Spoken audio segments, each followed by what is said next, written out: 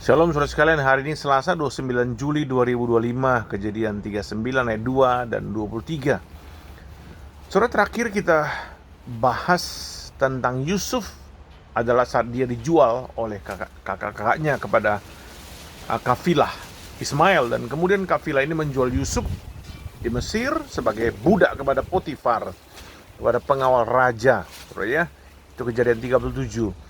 Nah, cerita Yusuf berlanjut di pasal 39. Setelah dia dijual menjadi budak di Mesir, jadi pasal 39 ini kita mendapat dua kisah tentang Yusuf saat dia berada di rumah Potifar sebagai budak dan saat dia berada di dalam penjara. Nah, menarik sekali saudara ya, karena kedua kisah ini dibuka dan ditutup oleh penulis kitab ini dengan kalimat yang maknanya sama. Tuhan menyertai Yusuf sehingga ia menjadi orang berhasil, itu di ayat 2. Dan ayat 23, kalimat yang sama, karena Tuhan menyertai dia dan apapun yang dikerjakannya Tuhan membuatnya berhasil. Saudara, itu adalah kalimat dari penulis kitab Kejadian Musa, saudara ya.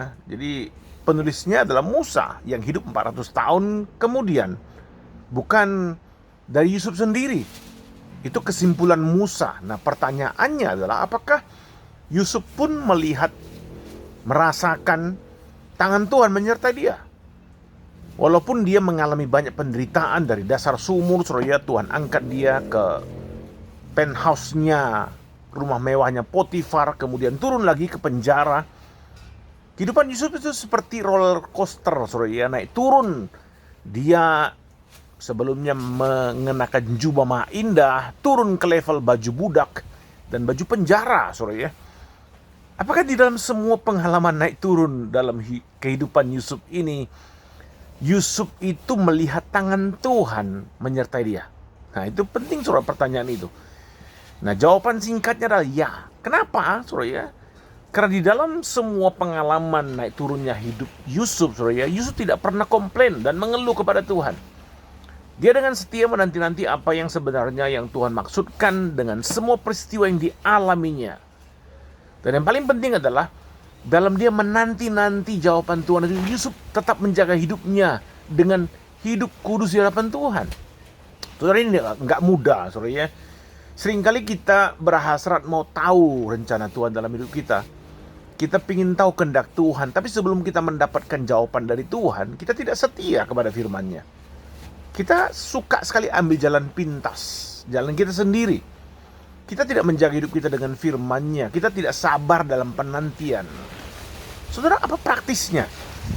Ini yang dilakukan Yusuf, saudara, dalam dia menanti jawaban Tuhan. Saat dia digoda sedemikian kuat oleh istri Potifar. Perhatikan baik-baik, saudara ya. Yang digoda ini bukan kakek-kakek, saudara ya, tapi seorang muda dengan hasrat seksualnya. Usia Yusuf itu 17-18 tahun kurang lebih saat itu. Dia seorang muda yang tampan dan yang gagah perawakannya. Seorang muda yang hormon seksualnya sedang membara pada masa pubertasnya. Bisa saja itu menjadi alasan logis bagi dia jatuh dalam dosa seksual. Juga kakak-kakaknya punya dosa seksual yang sama, yang mengerikan. Ruben dengan gundik ayahnya, Bilha.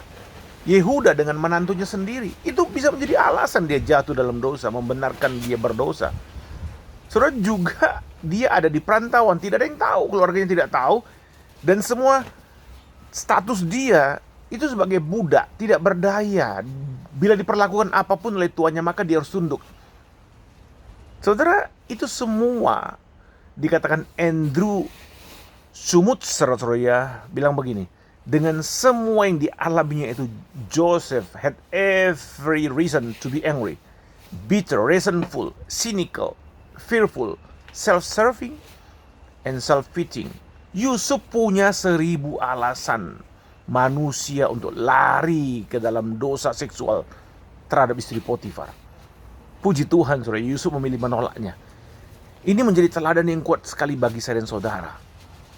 Saat Yusuf digoda dalam penantiannya akan rencana Tuhan dalam hidupnya, apa maksud 2 mimpi yang pernah dialaminya, mengapa tidak terlaksana, itu sedang dinantikannya. Nah, dalam penantian itu Yusuf tetap bertahan menjaga kesucian hidup, menjaga integritas hidupnya, karena dia tahu suatu saat Tuhan pasti akan menggenapkan rencananya. Saudara, kita akan sambung renungan lebih jauh pada esok hari, saudara ya. Hari ini maukah kita mencontoh Yusuf, belajar tetap bersabar dan tekun dengan kesucian hidup dalam menanti jawaban Tuhan. Apapun jawaban yang sedang saudara nantikan. Amin, saudara. Tuhan memberkati sekalian.